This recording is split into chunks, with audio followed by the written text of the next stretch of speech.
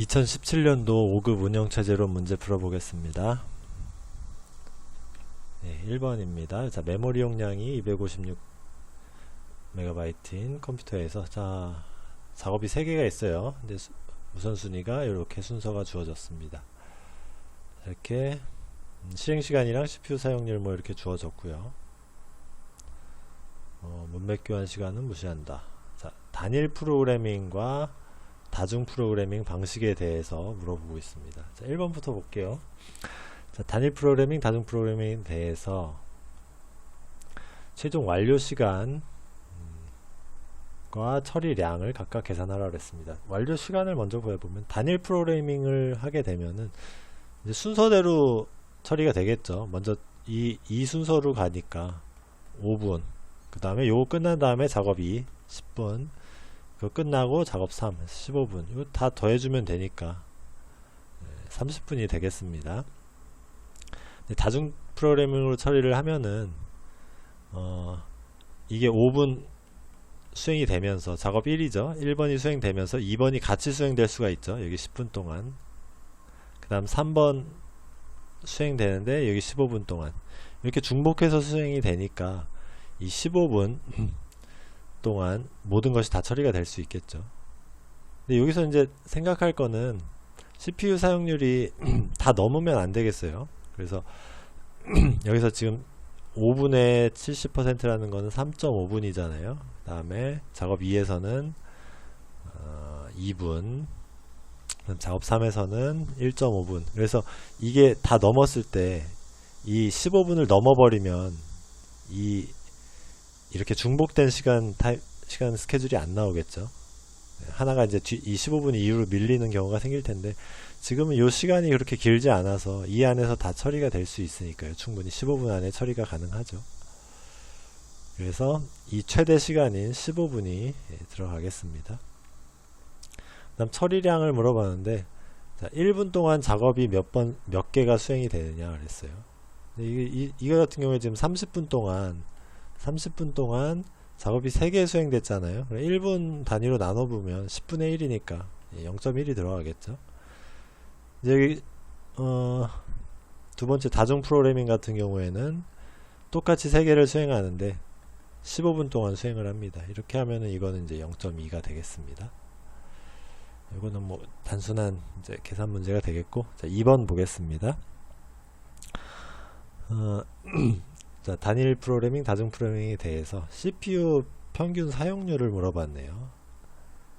자, 이렇게 되면은 지금 우리 아까 앞에서 더 계산한 거 요거 5분 중에서 70%를 CPU 사용한 거잖아요. 자, 요 시간 다 더하면은 7분입니다. 7분. 요 시간을 다 더한 게 7분이에요. 그래서 30분 중에서 7분을 CPU를 사용을 한 거니까 요 계산하면 되겠죠. 그러면은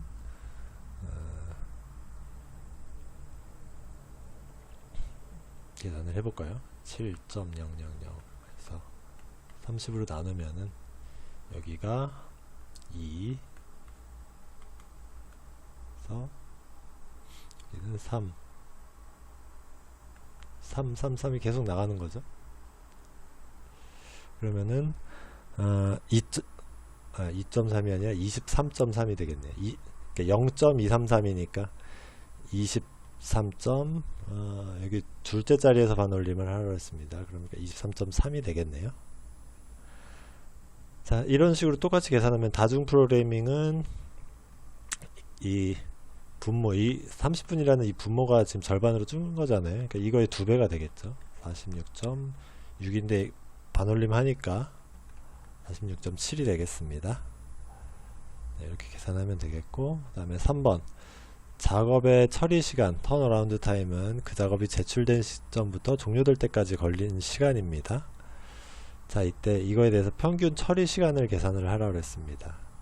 자, 그러면은 이 작업 1, 2, 3에 대해서 각각 이제 처리 시간 계산하면 되겠죠. 자, 단일 프로그래밍 같은 경우에는 작업 1은 이제 반환 시간이 5분이죠. 처리 시간 5분이고, 작업 2는 작업 1이 끝난 다음에 작업 2가 처리됐으니까 15분이 될 거고, 작업 3은 요 15분에다가 또 15분 더해서 30분이 되겠습니다. 이렇게 하면 이제 50분이니까 이걸 3으로 나누면 16.666 내려갈 테니까 16.7이 되겠네요.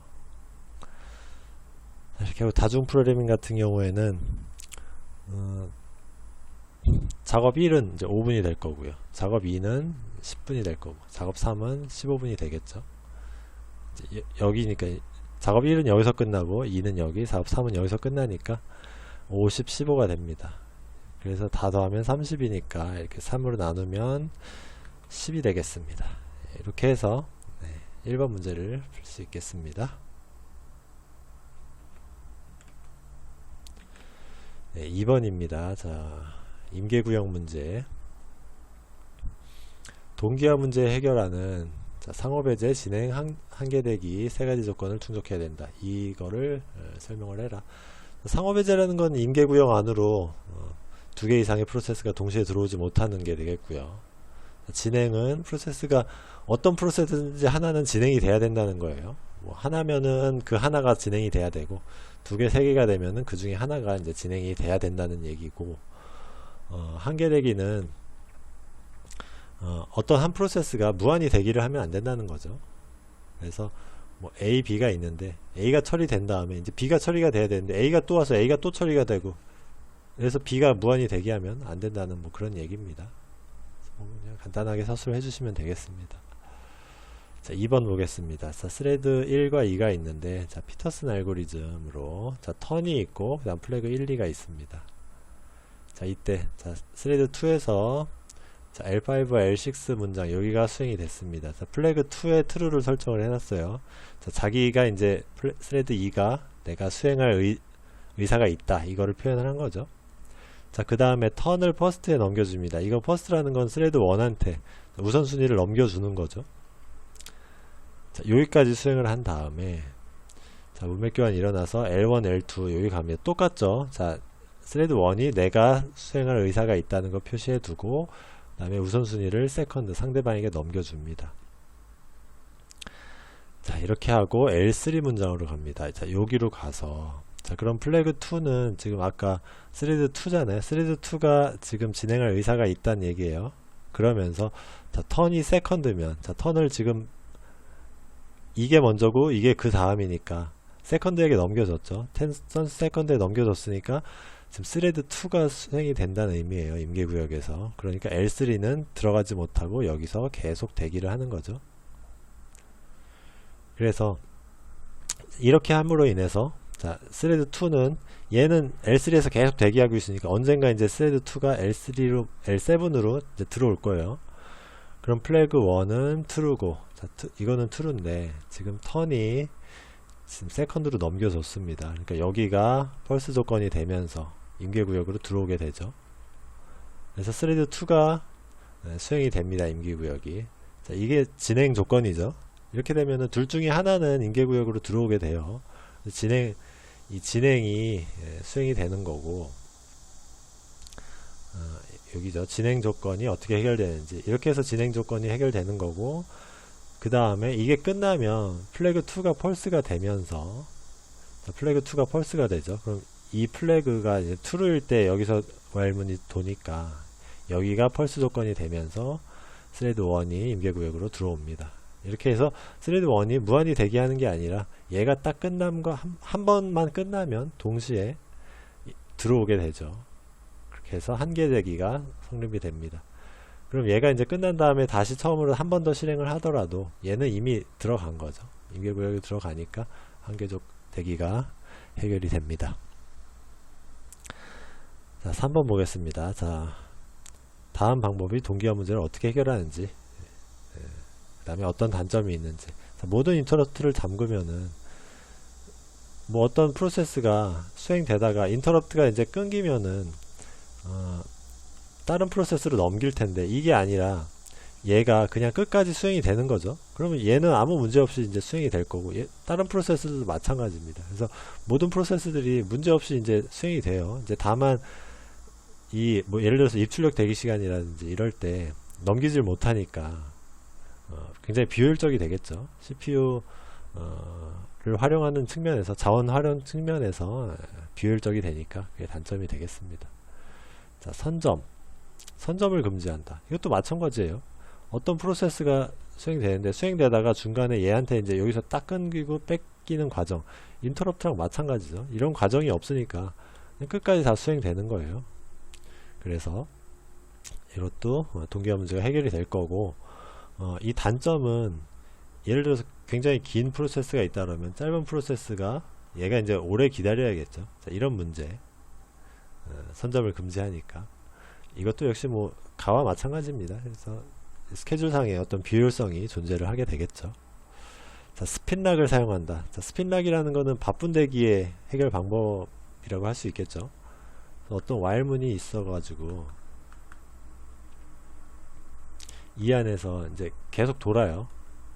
이게 계속 돌면서 무한히 대기를 하면서 이 조건이 딱 맞으면 넘어가는 거죠. 지금 우리가 이 앞에서 본 이 while문입니다. 자, 이걸 통해서 동기화 문제를 해결을 우리가 했죠, 지금. 근데 이 방법의 단점은 이 while문이 계속 돌면서 바쁜 대기잖아요.